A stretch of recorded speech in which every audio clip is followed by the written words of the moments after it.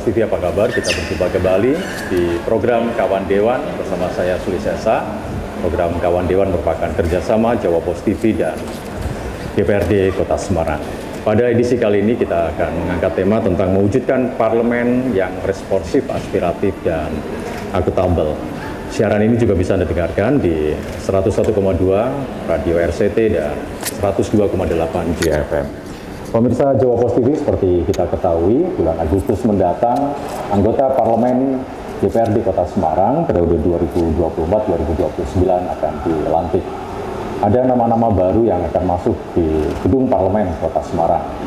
Jumlah nama baru ini akan menghiasi dinamika politik demokrasi di Kota Semarang.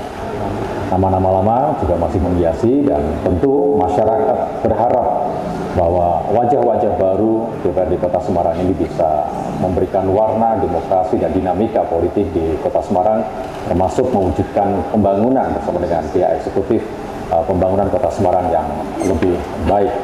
Selain itu, masyarakat tentu berharap kinerja anggota Dewan periode 2024-2029 lebih bagus ketimbang periode sebelumnya, atau justru sebaliknya. Nah, pertanyaan-pertanyaan ini akan kita temukan jawabannya dalam diskusi kita pada kesempatan kali ini bersama tiga narasumber kita yang sudah hadir.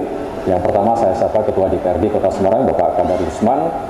Ini sapaan intimnya Pak Pilus. Pak Pilus, apa kabar Pak Pilus? Alhamdulillah, kabar baik. Kabar baik Pak Pilus ya. Pak Pilus, alhamdulillah. Pak Pilus itu selalu saya ikuti perjalanan beliau waktu sepedaan. Rutenya itu Darupono, ngeri itu ya, sering Pak ya. Darupono turun Palir ya Pak. Tapi tetap finishnya itu soto sawah. Tapi bukan sekedar goes ya Pak Pilus itu ya. Kalau nggak salah itu ada ini Pak, kata-kata bijaknya soal jalan. Saya disampaikan ke pemirsa. Ya, jalan yang kita lalui itu sama seperti jalan hidup yang kita lalui. Nah, itu persis yang saya. Nah, makanya hidup itu harus sabar. Harus Sabar, mawas diri. Itu kunci-kuncinya banyak banget. Ya. Itu yang saya saksikan. Wah, habis duet masih ngos-ngosan, nah itu ada kata-kata bijaknya. Ya. Di sebelahnya Pak Pilus, ini sudah nggak asing lagi juga bagi penggemar sepak bola. Mas Winarto akrab dipanggil Mas Lilo. Apa kabar Mas Lilo? Alhamdulillah baik. Alhamdulillah. PSS gimana Mas Lilo? Ya, lagi persiapan. Forecast penggantinya sudah datang? Sudah, kita sudah ada pilihan. Ada pilihan. Tinggal tanda tangan kontrak. Grade A tapi ya? Ya. Gitu ya. Wah, ini plong saya Mas Lilo. Jadi biar subur gitu loh golnya. Ya, Nanti, tapi sistem kompetisi musim depan tidak 4 besar lagi Mas Lilo, atau sistem juara kompetisi? masih sama. Masih sama. Cuman yang bedakan tahun ini jumlah pemain asing yang lebih banyak. Oh iya, lebihnya 5 ya? 8. Tapi yang main dapat 5 ya. Wah, ini tantangan bagi klub-klub yang mungkin secara finansial mungkin pas-pasan tidak mampu bersaing dengan klub-klub yang finansial kuat ya Mas Lilo ya. Oke, kita berharap nih PSS menemukan bombernya pengganti forecast Mas Lilo ya. Di sebelahnya Mas Lilo, nah ini dari UNES, pengamat politik, Ibu Martin Susanti, Herna Susanti, dia pengamat politik dari Universitas Negeri Semarang, mengamati dan mencermati dinamika politik termasuk di Kota Semarang. Bu Martin, ya, apa kabar Bu Martin? Alhamdulillah. Alhamdulillah. Sehat. Dan aktivitas apa nih Bu belakangan ini kampus? Ini kan menjelang pemerintahan mahasiswa baru ya. Iya. Jadi kita akan persiapan untuk bagaimana menyambut tamu-tamu yang baru akan masuk. Oke. Ini UNES ini hampir setiap bulan itu mau wisuda mahasiswanya. Paling produktif ya Bu ya. Paling produktif Pak Pilus. Iya. Kita mulai perbicaraan ke Pak Pilus terlebih dahulu. Sebelumnya selamat Pak Pilus kembali terpilih sebagai anggota DPRD. Ini periode berapa? Kelima. Ya. Tapi kalau kelima 25 tahun Pak Pilus ya. Intinya apa Pak Pilus? Anda bisa dipercaya 5 periode untuk menjabat sebagai anggota Dewan. Ya, sebetulnya sederhana. Kalau kuncinya saya kira semuanya bisa kok. Semua teman-teman itu juga punya strategi, punya cara, punya kunci. Ya, terus pertanyaannya mau atau tidak. Kalau bisa semuanya bisa. Tinggal diri kita itu mau atau tidak. Kuncinya yang pertama Menurut saya ini, saya punya pengalaman dari 2004 sampai sekarang. Jadi kuncinya rajin, itu rajin yang utama.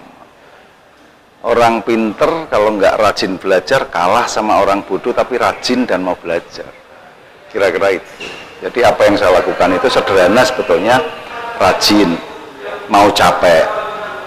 Kalau tidak mau capek, kalau akan mendapatkan hasil yang maksimal, ya mana mungkin itu bisa. Jadi rajin, diundang warga, diundang siapapun, ada tamu siapapun, kita tidak pernah membedakan itu orangnya, semua kita layani dengan baik. Ya, itu salah satu kunci-kunci yang selama ini saya lakukan. Iya, 2004 saya diberikan kepercayaan untuk menjadi wakil rakyat. Usia saya waktu itu 32 tahun. Termuda dari partai saya, PDI Perjuangan. Dari termuda, lainnya senior-senior, saya termuda Waktu mencalonkan diri sebagai anggota legislatif, motivasi awal Pak Tulus itu apa? Karena ya ini pekerjaan mumpung ada tawaran atau memang ingin mengabdi kepada masyarakat? Itu pemaksaan waktu itu. Iya. Ya oleh pimpinan-pimpinan kami yang saya anggap sebagai senior, karena saya tidak punya cita-cita masuk ke partai, tidak punya gambaran impian sekecil pun saya masuk di lembaga legislatif. Saya nggak pernah punya gambaran pemikiran seperti itu, tapi karena dipaksa, sehingga saya coba untuk mengikuti paksaan atau tawaran yang menurut saya nggak ini sekali, tidak punya impian ke sana waktu itu. Dan itu cita-cita nggak punya, impian nggak pernah, harapan apalagi tidak. Ya, akhirnya saya diminta, dipaksa untuk bisa mengikuti, mempersiapkan persyaratan-persyaratan. Bahkan waktu itu saya tanya persyaratannya apa, saya malah dikatain goblok menurut persyaratan orang ngerti. Lah kita ini kan tidak pernah belajar apa yang harus kita siapkan, wong kita tidak punya cita-cita ke sana. Ya wajar lah kita tanya itu. Asik lah pokoknya proses panjang itu Mas, karena dari tidak ada keinginan, tidak ada impian, kemudian saya mencoba persiapkan, alhamdulillah diberikan kepercayaan oleh warga. Nah, itu pertama 2004. Jadi atas perintah pimpinan ya, tapi karena pimpinan kan melihat aktivitas Pak Tulus waktu di partai kan, tidak ujuk-ujuk langsung dipilih untuk maju kan. Memang dari nol ya Mas, dari bawah betul-betul. Mungkin beda yang saat-saat sekarang ini kan mereka masuk ke partai hanya berkeinginan merebut dan mendapatkan kursi. Kami memang juga awal di PDI Perjuangan ya Pak? Iya ya. Iya, memang aktif di PDI Perjuangan. Iya. Oke. Sejak tahun berapa Pak? Usia berapa waktu itu? Usianya mungkin masih SMA itu. Masih SMA. Zaman Orde Baru lah ya. Bawah 20-an. Zaman Orde Baru. Nah, waktu itu kan ikut-ikutan, tapi tidak pernah mau jadi pengurus juga. Waktu itu namanya masih PDI ya, bukan PDI Perjuangan. Iya, masih segi 6 itu sih. Oke. Tapi memang mengikuti perjuangan dari awal. Betul. Iya. Saya ke Mas Lilo. Mas Lilo ini anggota DPRD periode 2019-2024 Mas Lilo ya. Sekarang terpilih kembali sebagai anggota Dewan. Selamat Mas Lilo menjabat kembali sebagai anggota Dewan. Kuncinya apa Mas Lilo? Anda bisa memenangkan hati pemilih di dapil Anda? Ya, saya banyak setelah masuk 2019 itu banyak belajar kepada teman-teman ya, terutama saya karena sering jadi wakilnya Pak Ketua ini, saya sering minta apa ya, ngasuh power lah, karena beliau 5 periode, bahkan saya sering mendampingi beliau di acara, di kegiatan di kelurahan, di kecamatan itu sampai Pak Ketua karena mungkin sudah periode sampai orang satu persatu itu apa, khususnya tingkat RT, LPMK itu apa semua. Nah itu jadi motivasi saya. Karena kalau dipikir kan saya dari Demokrat dan gitu, Ya. tentunya juga partai besar seperti Pak Tua, Ya. nah itu jadi motivasi saya. Ya. Banyak belajar sekali saya. Kuncinya tadi sabar. Bahkan Pak Ketua juga sering lebih keras lagi sebetulnya kalau nggak di forum seperti ini. Contohnya seperti apa kerasnya? Juga mencontohkan karakter masyarakat di bawah kan lain-lain. Iya, iya. Saya kira saya banyak belajar lah. Tentunya tadi sabar. Iya. Memang harus turun, kalau nggak turun ya nggak bisa. Iya. Apalagi kemarin pemilu kalau boleh dikatakan buta. Paling buta pengalaman. Sudah biasa ya Pak ya di lapangan. Memang beda partai boleh ya Pak, belajar boleh ya. Belajar itu dengan siapapun boleh. Belajar itu tidak harus dengan orang yang lebih pinter. Justru nanti keblinger kita. Kita ketemu orang dimanapun itu juga sama dengan belajar. Kita mendapatkan sesuatu yang tidak pernah kita dapat. Kita ketemu orang di jalan pun itu bisa menambah wawasan dan bisa melengkapi apa yang tidak kita ketahui. Itu namanya belajar. Apalagi beda partai. Perbedaan itu harus ada. Tapi perbedaan kalau bisa dijadikan satu itu menjadi kekuatan yang luar biasa. Ini Pak Biru. Bu Martin sendiri melihat pandangan dua tokoh dewan ini seperti apa Bu? Mereka mampu mempertahankan kursi mereka, menjaga konstituen mereka. Pandangan secara politik gimana kalau Bu Martin? Ya, jadi baik dari Pak Tulus maupun Mas Lili gitu ya. Mas Tulus dan Mas Lili karena ternyata beliau juga tidak jauh berbeda, malah mungkin adik saya. Jadi luar biasa ya. Jadi saya tadi menggarisbawahi bahwa inti dari apa yang disampaikan beliau berdua ini adalah relasi. Jadi bagaimana membangun relasi. Dan tentunya kan masyarakat sekarang sudah pintar nih. Jadi misalnya kalau dulu menjelang pemilu itu kan biasa ada transaksi. Transaksi itu kan tidak selalu negatif ya. Transaksi itu bisa dikatakan yang mencalonkan diri itu menyampaikan kepentingannya, menyampaikan visi misinya untuk yang akan datang, dan itu tentunya berujung pada keinginan untuk terpilih. Sedangkan masyarakat itu kan menyimak. Jadi sepanjang dia melihat 5 tahun itu dia akan menyimak. Dan apakah yang disampaikan di awal itu kemudian benar-benar nepes, kalau orang Jawa bilang ya. Kalau nepes ya oke, kemudian kita bisa lanjut. Tapi kalau tidak kan ada punishment gitu ya. Punishmentnya adalah tidak terpilih. Cuman masalahnya nanti mungkin kita akan lihat bahwa bagaimana tipe masyarakat kita gitu. Apakah dengan pendidikan yang ada, dengan teknologi yang mereka kuasai itu betul-betul jadi masyarakat pemilih yang rasional gitu ya. Karena rasional juga bisa ada rasional gagasan. Jadi seperti Pak Plus dan Pak Lulu pasti punya ini ya, punya gagasan yang luar biasa yang disampaikan, atau masyarakat itu juga hanya terbatas wawasannya pada yang namanya rasional material. Nah ini yang perlu dicermati oleh bapak-bapak, ibu-ibu anggota dewan ya, karena masyarakat itu kan terbagi dua. Rasional tidak selalu positif, karena rasional itu bisa rasional gagasan atau rasional material. Baik. Baik Bu Martin, kita lanjutkan lagi nanti berbicara Mas Lilo, Pak Pilus. Menarik ya, nanti saya ingin mengupas lebih jauh mandat ya, bagaimana kedua anggota dewan ini menjaga mandat yang sudah diberikan oleh masyarakat sehingga mereka bisa terpilih kembali duduk di kursi parlemen pada periode 2024-2029. Kawan dewan akan kembali sesaat lagi.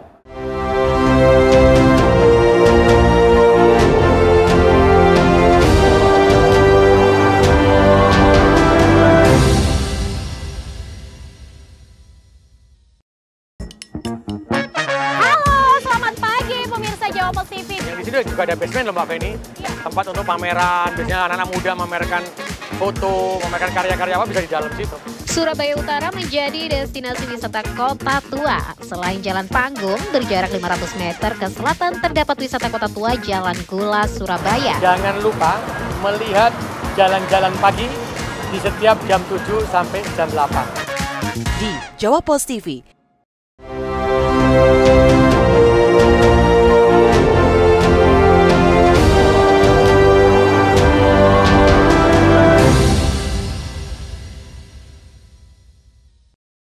Terima kasih pemirsa, kita lanjutkan perbincangan kita di Kawan Dewan kerjasama Jawa Post TV dan DPRD Kota Semarang, dan Anda juga bisa menyimak siaran kami melalui gelombang 101,2 RCTI-FM dan Radio JFM di gelombang 102,8.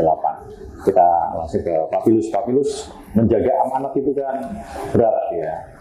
Tidak mungkin 5 periode kalau tidak bisa menjaga amanah dan juga memperjuangkan aspirasi pemilih atau konstituen masyarakat di Dapil Pak Pilus. Bagaimana Anda menjaga amanah yang sudah diberikan oleh konstituen kepada Anda Pak Pilus? Ya, jadi kalau menurut saya itu juga simpel dan sederhana. Kita melihat negara kita itu kan negara demokrasi. Ya. Kalau negara demokrasi itu setahu saya harus wajib ada partai politik, kira-kira seperti itu. Nah, kalau masyarakatnya tidak paham politik, ya, tidak pernah mendapatkan pemahaman pendidikan politik, informasi politik itu seperti apa. Nah, terus bagaimana caranya kita meyakinkan masyarakat? Nah, itu penting menurut saya. Sehingga kita wajib memberikan informasi, pemahaman, pendidikan, supaya masyarakat kita paham dulu politik itu apa sih. Nah, kalau selama ini yang saya lakukan, dan saya sampaikan kepada seluruh masyarakat bahwa saya itu tidak pernah mengartikan politik itu dengan bisnis untuk merebut kekuasaan. Saya garis bawahi. Iya. Saya bukan bisnis untuk merebut kekuasaan. Kalau ada kata-kata bisnis, pasti mereka harus bermodal besar. Kalau sudah keluar modal itu, mereka akan berbicara tentang uang itu harus kembali. Karena ada bisnisnya itu. Ini saya loh ya, ini untuk saya yang selama ini saya pegang teguh itu. Tapi waktu menjabat pertama, nyalon pertama kan Pak Pilus belum dikenal masyarakat. Nah, tetapi nyatanya terpilih tanpa harus menggunakan cara-cara yang sama sekali. Nah, makanya dicek di wilayah saya, semisal ada orang yang pernah menerima dari saya, nanti tak kembalikan 100 kali lipat. Oh, itu satu orangnya. Dicek di dapil saya. Sehingga saya itu selalu mengartikan politik itu sebagai sarana atau wadah untuk berjuang bersama masyarakat. Ya. Jadi bersama-sama berjuang untuk mewujudkan sebuah politik yang baik dan mendekati benar seperti apa. Nah, itu yang saya lakukan. Sehingga saya sadar bahwa saya bisa terpilih juga dari masyarakat. Ya. Sehingga kewajiban saya tanpa harus dipaksa, tanpa harus disuruh, ya bagaimana caranya kita menggunakan hak kita. Politik kan kita punya hak politik. Ya. Menggunakan politik anggarannya, memperjuangkan, mempengaruhi anggaran APBD, kita turunkan berupa program yang diinginkan sesuai kebutuhan masyarakat. Jadi itu aspiratif. Nah, terus respon. Itu memang responsif, itu memang wajib. Kalau bisa kita jangan mendengarkan, tapi kita langsung turun, tahu persoalannya seperti ini. Nah, gercep atau gerak cepat itu yang sangat-sangat sangat diharapkan oleh masyarakat. Sehingga apa yang disampaikan Bu Martin itu, lah orang itu kan akan melihat selama 5 tahun itu apa yang dikerjakan. Kalau mereka tidak ada yang diperbuat, tidak ada yang dikerjakan, tidak ada yang diberikan asas manfaat kepada masyarakat, masyarakat juga akan berpikir ulang. Kira-kira seperti itu. Ini yang kita lakukan karena kami punya pengalaman, bukan saya mengada-ada tidak, dan saya dengan teman-teman yang lain juga sering sharing. Saya kira sama kok, teman-teman juga tidak kepingin 1 kali bertarung menang, 1 kali kembali bertarung kalah, kan tidak kepingin seperti itu. Nah, kuncinya harus bisa merawat konstituen ini dengan baik. Cara merawat konstituen tidak harus dengan cara dengan uang, diukur dengan ini, tidak juga. Komunikasi itu penting. Nah, makanya komunikasi. Nah, orang tanpa ada komunikasi dan tanpa pernah mendapatkan informasi, mana mungkinlah mereka bisa tahu dan bisa paham. Kira-kira seperti Karena kalau dari Pak Pilus tuh, hampir semua jalannya dibeton. Itu salah satu politik anggaran. Iya. Nah, kita kan sama, semua anggota dewan dipilih, harapan masyarakat nantinya setelah mereka duduk, kita itu bisa menyampaikan. Dan mereka yang dipilih bisa perhatian tanpa harus kita minta. Makanya saya selalu sampaikan ke masyarakat bahwa masalah itu tidak bisa dihindari dan jangan pernah kamu hindari masalah. Nah, slogan saya selalu belanja masalah. Masalah kok dibelanja? Iya, kalau orang banyak belanja di mall, di pasar. Kalau saya belanja masalah, di mana masalah itu dibelanja? Di lingkungan, di RT RW itu masalahnya banyak sekali di sana. Sehingga begitu kita turun dalam rutin jumpa bulan RT, di situ banyak masalah yang muncul. Selalu tak inventaris, oh ini persoalannya RT ini seperti ini, RT ini namanya ini, warganya ada sekian, apal semua seperti tadi disampaikan Pak Lilu. Sampai ganti RT pun harus izin, Pak ini RT-nya besok diganti atau tidak loh. Kok malah saya ya? Karena mereka ini kan punya program. RT itu masa baktinya hanya 3 tahun. Sedangkan Pak RT, Pak RW itu saya tekankan harus punya program tiap tahunnya. Disesuaikan dengan pembahasan anggaran kami. Tahun ini apa sih yang mau direalisasi? Tahun depan apa yang mau diusulkan lagi? Sehingga kami sudah punya persiapan pada saat pembahasan anggaran ini. Ya, kira-kira gitu. Oke. Intinya surga dan bersiap, Pak. Pertanyaan sama ke Pak Lilu. Jangan sama ya jawabannya dengan Pak Filus ya, Pak Lilu ya. Iya. Bagaimana Anda menjaga amanah konstituen Anda? Ya, sebetulnya tetap sama Pak Ketua, cuman kalau saya memang satu ya turun itu yang disampaikan, terus komitmen yang harus dijaga terhadap masyarakat itu harus kita jaga betul. Kalau masyarakat kan pinter sekarang, tapi karakter pemilih di jatuhnya Mas Lilu sama Pak Filus kan agak sedikit berbeda kan? Sangat beda. Nah itu pendekatannya kan secara kan beda juga ritmenya Mas Lilu. Ya, tapi kuncinya turun ke bawah itu. Ya. Turun ke bawah itu penting. Karena kita harus tahu masyarakat juga tidak semua masyarakat itu disampaikan kebutuhan secara materi, artinya hanya datang ketemu silaturahmi itu mereka juga banyak yang aspek malah kadang mereka sendiri kadang membandingkan ini orang ini gitu yang belum ketemu gitu ya, itu yang mungkin salah satunya yang saya lakukan gitu.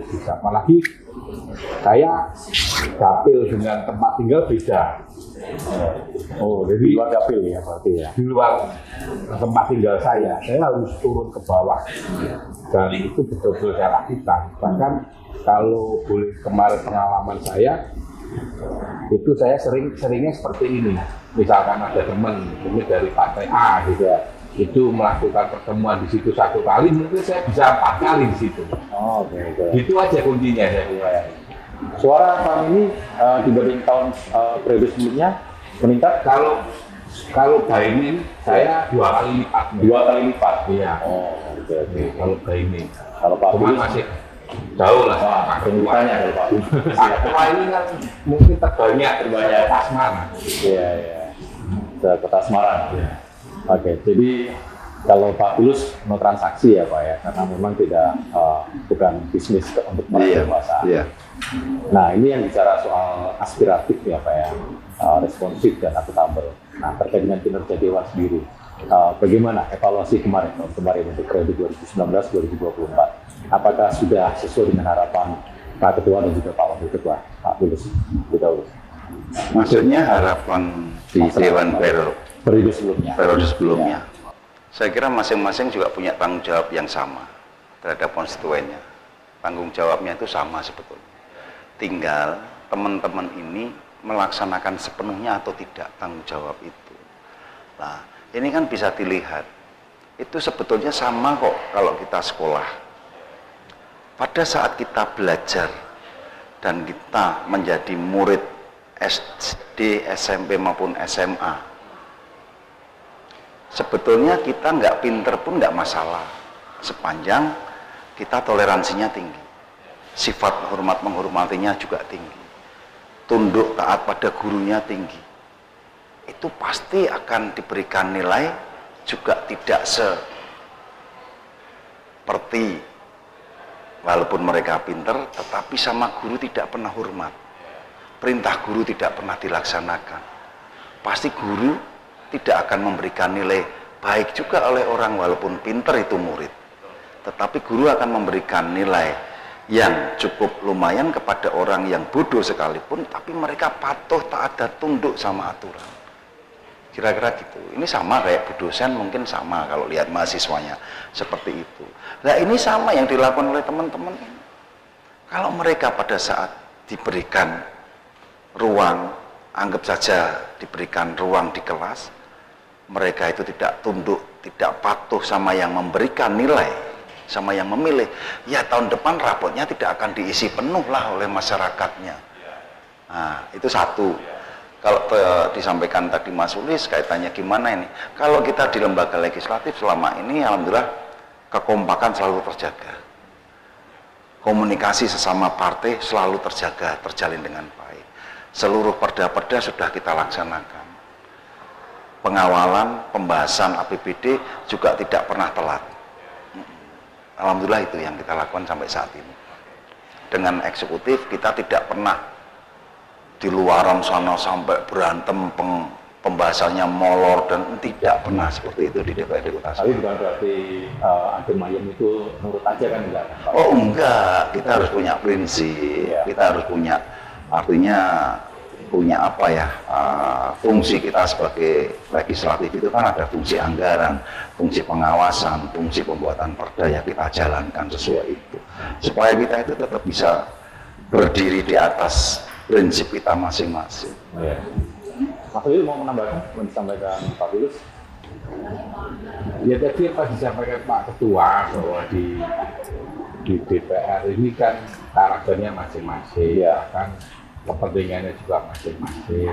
Nah, kalau kita membahas untuk pemerintah ya satu, Mas, karena ini kebutuhannya juga di Kota Semarang. Jadinya saya disampaikan Pak Ketua, dan alhamdulillah Pak Ketua juga bisa menjadi sosok ketua yang bisa menyatukan teman-teman yang berbagai karakter, berbagai kepentingan kan gitu. Jadi alhamdulillah Pak Ketua bisa mengatur, memberikan semua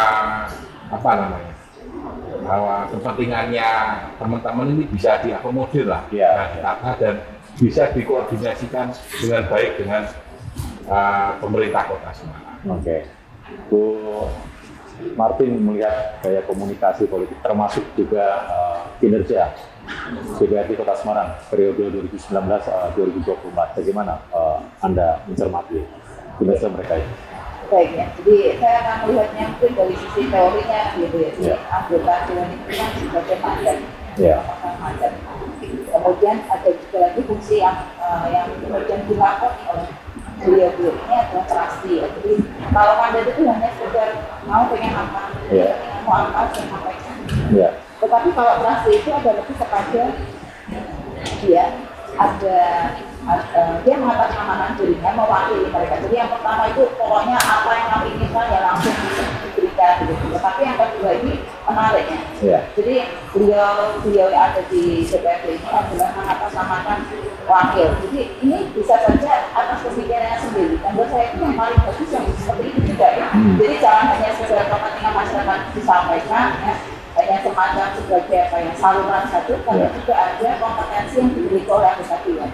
Sehingga dia bisa, masyarakat kan tadi Mas Liu mendikan banyak gitu ya, dengan berbagai kriteria, indikator yang berbeda. Terkadang saya yakin mereka juga nggak tahu ya apa sebenarnya yang mereka inginkan. Sehingga kemudian menjadi trustee itu menjadi mengatasnamakan orang-orang yang diwakilinya itu menjadi hal yang penting. Jadi tujuannya itu yang menurut saya paling ideal gitu.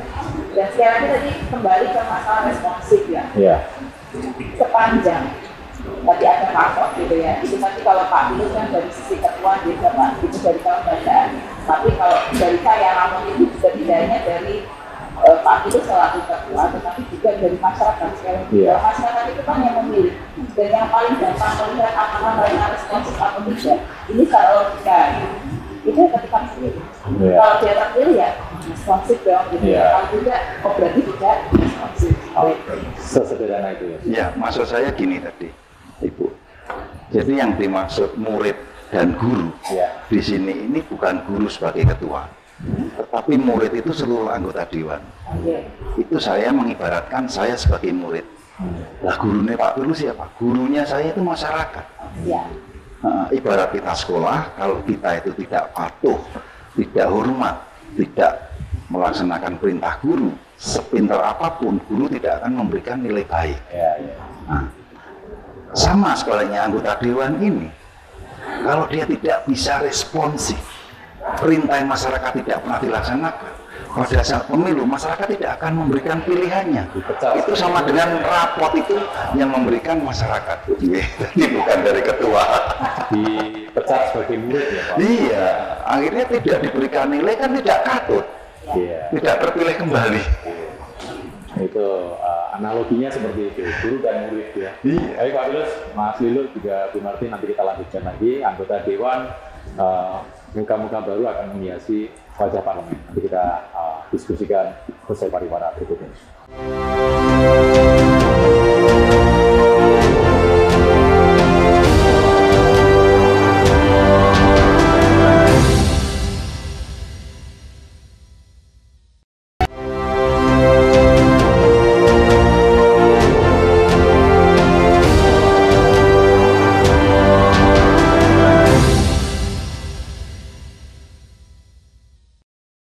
Baik, terima kasih pemirsa Jawa Post TV. Kita lanjutkan perbincangan kita di Kawan Dewan bersama Jawa Post TV dan DPRD Kota Semarang terkait dengan wajah parlemen atau mewujudkan parlemen Kota Semarang yang responsif, aspiratif dan akuntabel. Pak Firly, 2024-2029 periode ini wajah-wajah baru akan menghiasi parlemen Kota Semarang.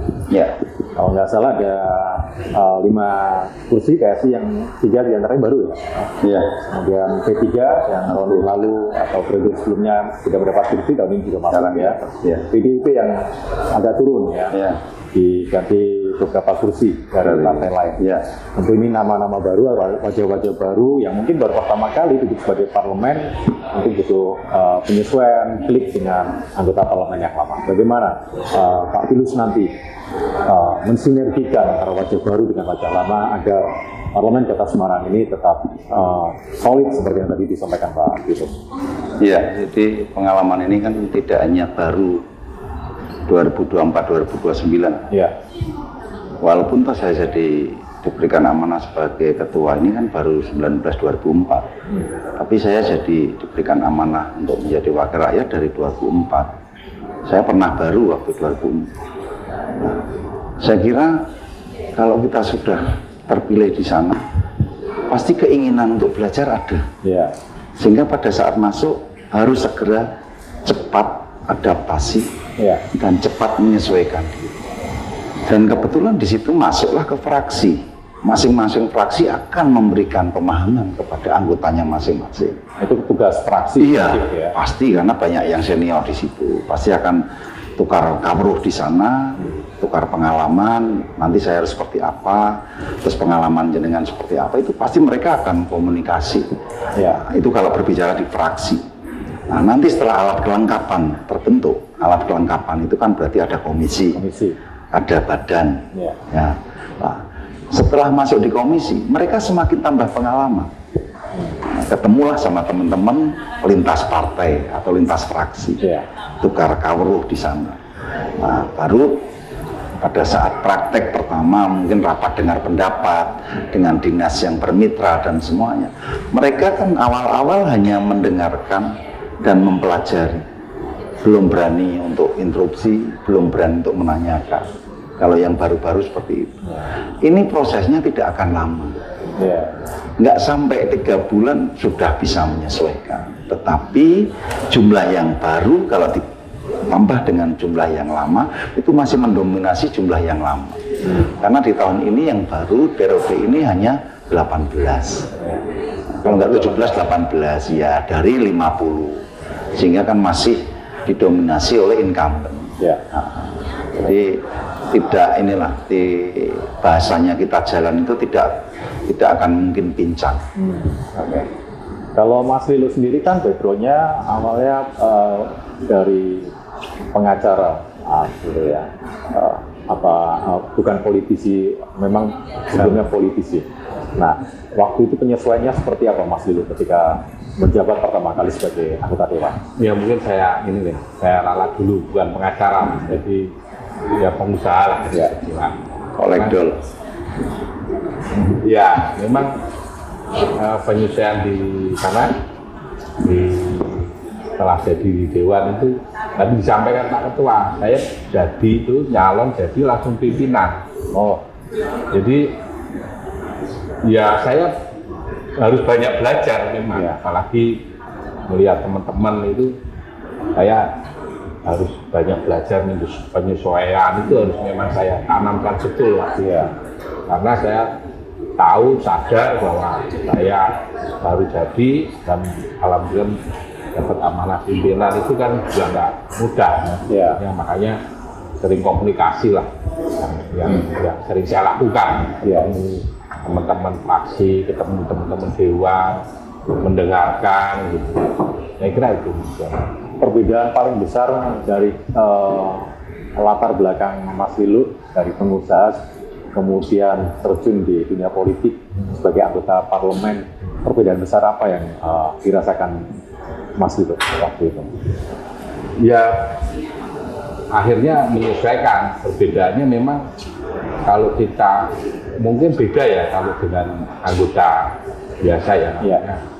Kan kalau di pimpinan kan banyak kegiatan, ya akhirnya kita bisa bagi waktu.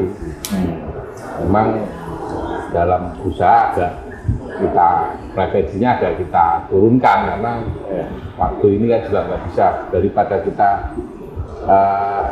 usaha tapi waktunya nggak, ini kan malah repot, malah nggak berhasil. Jadi harus salah satu bagi waktu ya. Tapi kan lebih enak pengusaha Mas gitu ya. Lebih enak jadi pengusaha ya sebenarnya kan. Ya ada enaknya ada enaknya. Pak Pilus, kalau anggota parlemen baru masuk di DPRD itu biasanya fraksi brief pertama yang diberikan kepada anggota parlemen baru itu apa? Briefing pertama yang biasa diberikan kepada mereka. Jadi kalau kita ini kan di fraksinya beda-beda ya. Jadi mereka setelah kepilih ini saja walaupun belum dilantik, nanti walaupun pelantikannya tanggal 14 Agustus, mereka itu sudah pada tanya-tanya, sudah pada belajar. Walaupun kadang-kadang sok malu-malu, sok apa, tapi dia itu belajar. Nah, sama yang sudah pernah jadi dan yang masih jadi. Nah, dia itu sinau, sehingga pada saat masuk pelantikan itu ya deg-degan ada pada saat dilantik.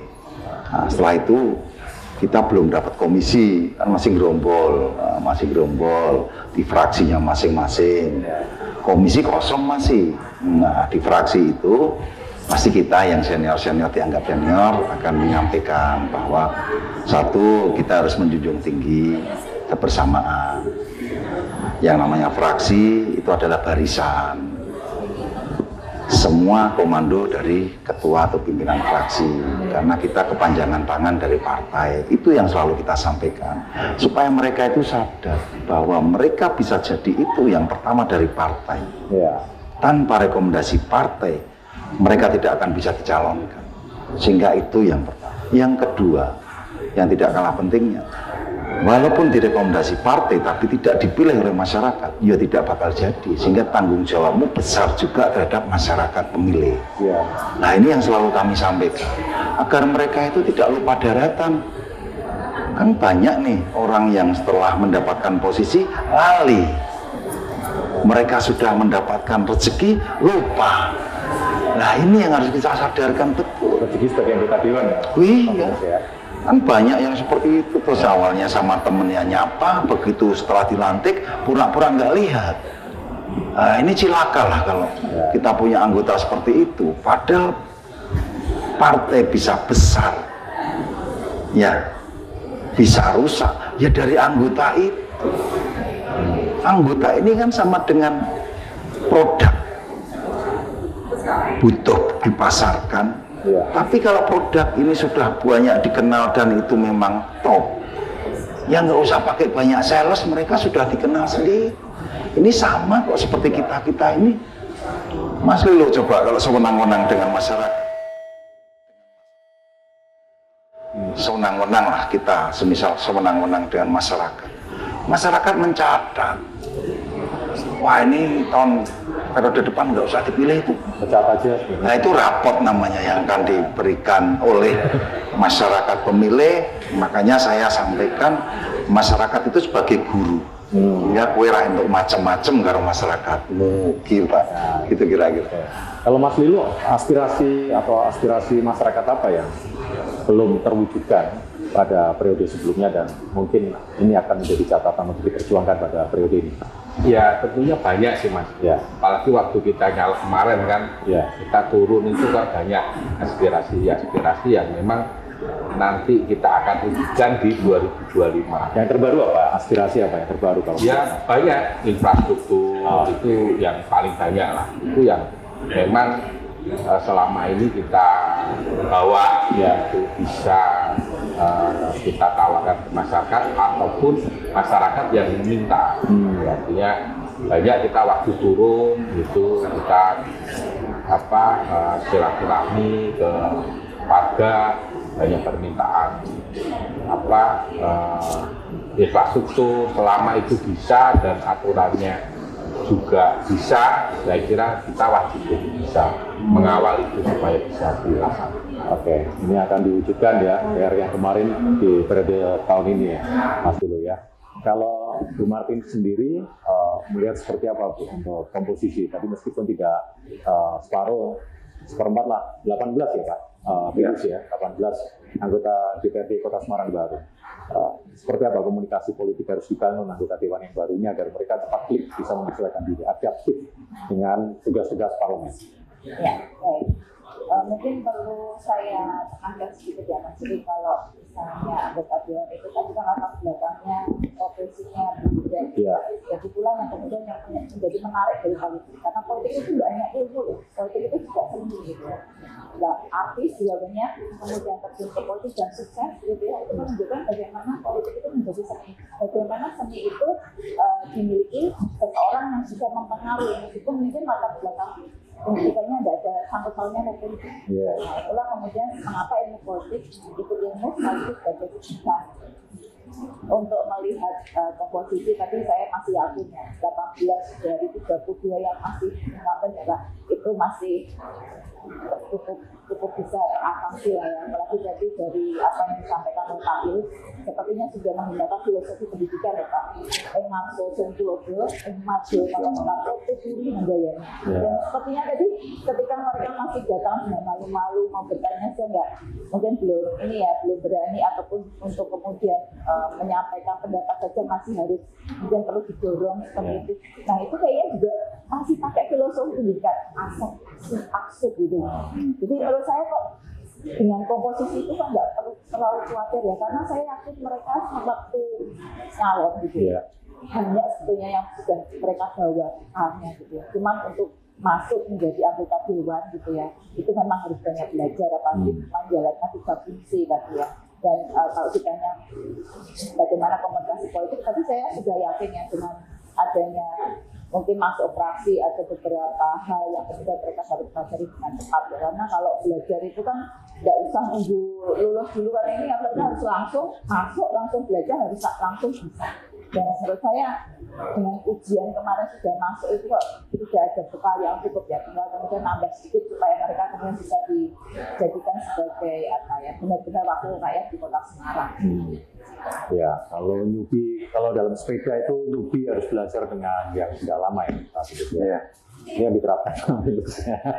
Kalau dalam filosofi sepak bola sendiri gimana, Mas Lilo?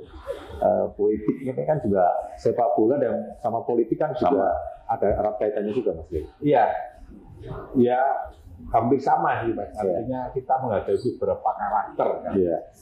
Di bola itu kan permainan, bukan permainan individu. Iya. Jadi permainan tim.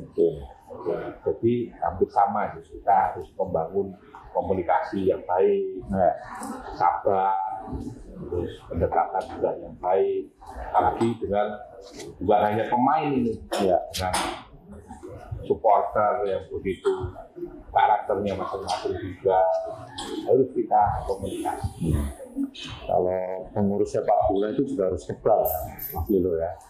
Di demo supporter, ya, kalah sekali, wah tuntutannya sudah mintanya dibubarkan, Mas Lilo ya. Itu memang resiko ya, resiko artinya ya itulah supporter. Ya, memang kita resiko menjadi pengurus ya, dan itu kita juga ini kita Jawa ini tablek lah,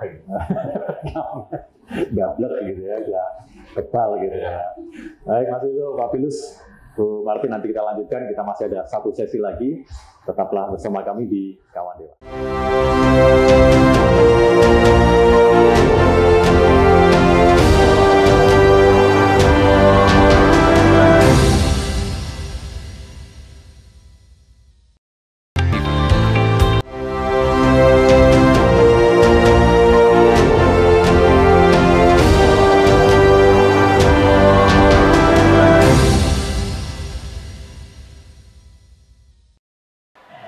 Terima kasih pemirsa, Anda masih bersama kami di Kawan Dewan bersama saya Suli Sesa dan 3 narasumber kita, Ketua DPRD Kota Semarang, Bapak Kadarisman, juga Wakil Ketua DPRD Kota Semarang, juga anggota Dewan terpilih yang baru, Mas Lilo, dan pengamat politik Ibu Martin Herna Susanti. Pak Pilus, nah terkait dengan kinerja anggota DPRD Kota Semarang, parlemen yang baru, tentu tuntutan masyarakat cukup tinggi, ekspektasi mereka juga sangat tinggi, responsif, aspiratif, dan akuntabel ya, Pak Pilus. Ada stigma di tengah masyarakat, anggota Dewan ini stempelnya eksekutif. Bagaimana Anda merubah stigma ini, mengikis stigma di tengah masyarakat tersebut? Iya, jadi kalau kita berbicara tentang stigma yang berkembang di masyarakat bahwa anggota Dewan itu adalah eksklusif, mereka orang yang firm, dan ya ini tergantung diri kita sebetulnya. Bagaimana caranya kita berperilaku, bagaimana caranya kita memberikan yang terbaik kepada masyarakat. Makanya kalau masyarakat tidak akan mengeklaim bahwa kita eksklusif, ya kita harus sadar bahwa kita dipilih dari masyarakat, ya, sehingga hormatilah dengan sesama, hormati, junjung tinggilah mereka, komunikasi kita selalu sapa aro, selalu kita lakukan, sehingga masyarakat tidak akan ada yang mengatakan bahwa Dewan itu eksklusif. Ya, semuanya kan kembali. Karakter itu bukan keadaan. Ya, karakter itu bukan keadaan, tetapi merubah karakter yang dulunya seperti itu memang butuh proses. Nah, ini kembali lagi ke karakter. Kalau karakter ini memang agak susah, tapi kewajiban dari masing-masing partai pasti tidak akan pernah diam untuk bisa memberikan pengarahan kepada anggotanya berdasarkan masukan yang berkembang. Itu butuh waktu. Tapi memang tidak bisa langsung drastis 100% perubahan, itu nggak bisa kalau berbicara karakter. Nah, itu sebetulnya yang disayangkan kalau ada tipikal-tipikal yang seperti itu. Itu nanti kerugian besar ada di partai, karena partainya akan menurun suaranya. Masih banyak ya Pak anggota parlemen kemarin? Ya ada, tapi kan nggak banyak lah ada. Karena itu kan tipikal orang kan beda-beda Mas, karakternya juga berbeda-beda. Lah kalau semuanya sadar bahwa mereka bisa duduk di sana karena masyarakat, ya mereka harus berbaik-baik dengan masyarakat. Ya, kalau mereka berbaik-baik, tidak akan pernah masyarakat mengatakan anggota Dewan itu kok eksklusif dan semuanya. Bahkan sebaliknya loh, inilah yang asli bukan KW gitu kira-kira. Ini Pak Pilus ngomong tentang perilaku anggota Dewan ya Pak ya. Jadi jangan seperti menara daging gitu ya. Ya. Di atas gitu ya, lihat apa masyarakat juga mau datang juga sungkan. Ya, yang diharapkan kan itu Mas, masyarakat memilih, memberikan pilihannya, datang ke TPS, itu kan punya harapan. Harapannya agar persoalan-persoalan bisa dicarikan solusi, aspirasinya bisa diperjuangkan, lingkungan yang tidak begitu baik bisa diperhatikan. Kan mereka menumpukan semua harapan di pundak anggota legislatif. Tapi sekali lagi kalau mereka itu proses awalnya sudah tidak baik, pasti akan menuai hasil yang tidak baik pula. Betul. Nah, yang rugi siapa? Masyarakat. Kira-kira gitu.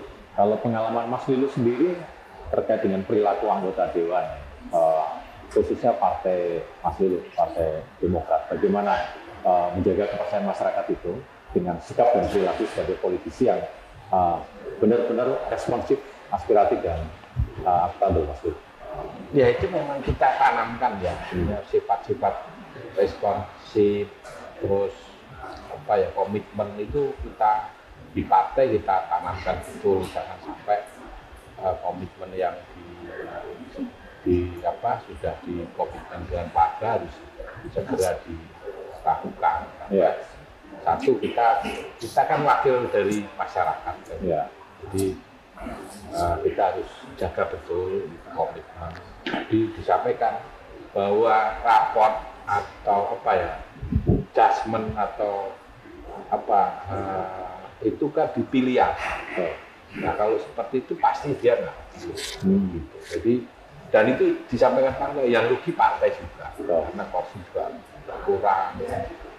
Itu yang kita tanamkan partai. Satu lagi mungkin untuk bertahan di partai, memang di internal kita juga harus kita jaga betul bahwa solid di internal partai kita sampai tingkat bawah itu juga harus kita jaga. Itu right. Oke. Saya ingin mendengarkan masukan dan kritikan dari Bu Martin sebagai pengamat politik. Jangan ragu-ragu, dikritik saja ini ya. Periode sebelumnya 2019-2024, kritikan dan masukan Ibu dan masukan untuk parlemen yang baru 2024-2029. Ya, baik. Tapi ini mungkin tidak hanya beberapa masalah, tapi semuanya saja di anggota dewan. Jadi misalnya ada istilah dilihat, saya membacanya dari formasi ya, sekarang formasi yang ada di DPRD Kota Semarang, ada partai yang mengalami kenaikan signifikan, ada yang turun. Dan itu kemudian menggambarkan, kita nggak bisa lepas dari pilpres kemarin ya Mas ya. Betul. Dari formasi yang ada itu saya membacanya ini sebetulnya sudah dinamikanya ya sudah ada sebetulnya, karena dengan perubahan jumlah kursi itu sudah ditamakan dinamikanya di situ. Lalu kemudian saya melihat dengan tidak ada mungkin partai yang berkurang itu kemudian menjadikan besok itu misalnya kita sedikit ke pilkada itu ya, kita akan memberikan warna pasti. Karena kemudian jumlah kursi yang ada di DPRD itu kemudian kelihatan kalau kita masih melihat kelas balik di pilpres. Nah itu dinamikanya di situ.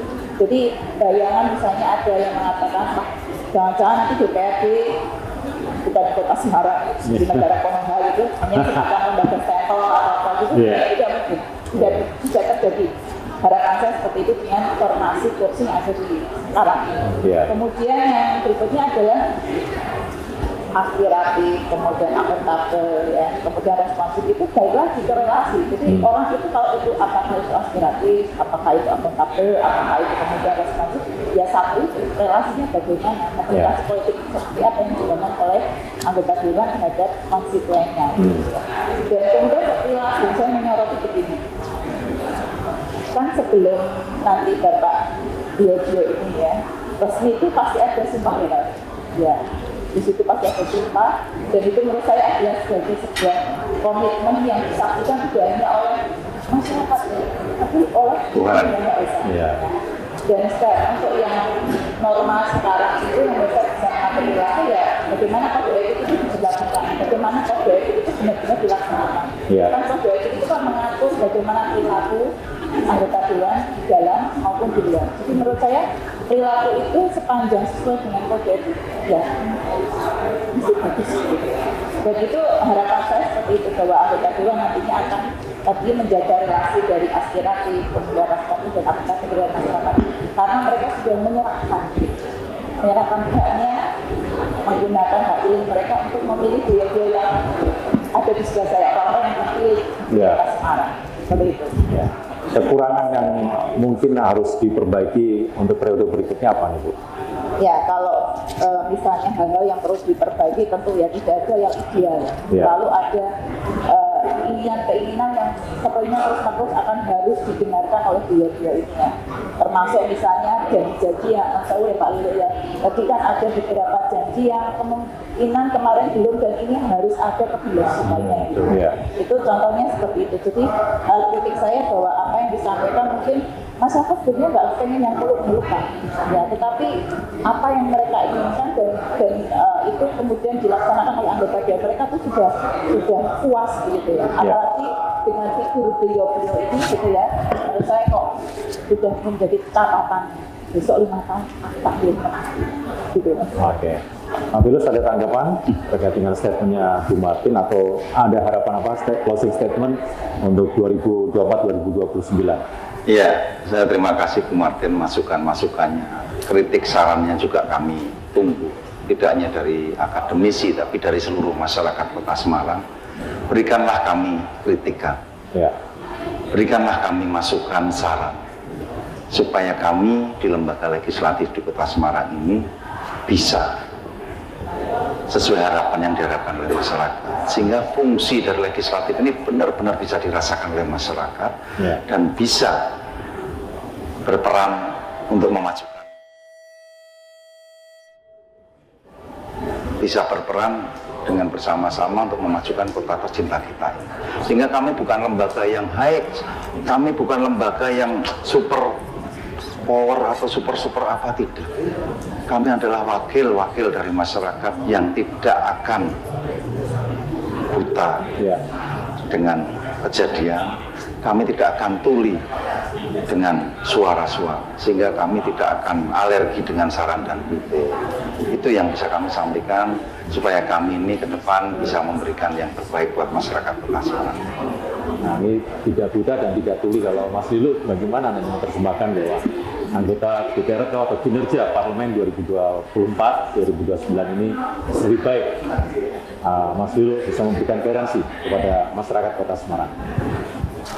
Ya, kalau di kita tentunya kita sampaikan bahwa kita di Dewan tentunya sebagai wakil masyarakat, tentunya kita yang sudah diberikan kepercayaan tentunya akan menjadi wakil yang bisa memberikan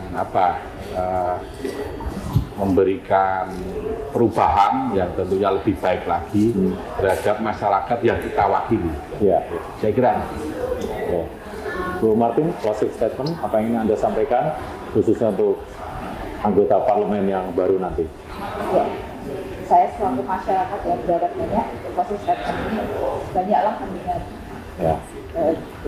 Banyaklah mendengar suara kami ya, karena dari kami banyak sekali hal yang ingin kami sampaikan gitu ya, dan kami punya wakil yang kemudian kami harapkan bisa menjadi penyambung lidah gitu ya, dan juga sebagai wakil yang nantinya akan membawa aspirasi kami untuk membawa kesejahteraan di Kota Semarang. Amin. Oke, baik. Pak Pilus, terima kasih waktunya sudah hadir di Kawan Dewan. Mas Lilo juga terima kasih. Bu Martin juga terima kasih sudah memberikan pandangan dan juga masukan untuk kinerja Parlemen 2024-2029. Pemirsa, demikian Kawan Dewan untuk edisi kali ini. Saya Sulis Esa, pamit undur diri. Sampai jumpa.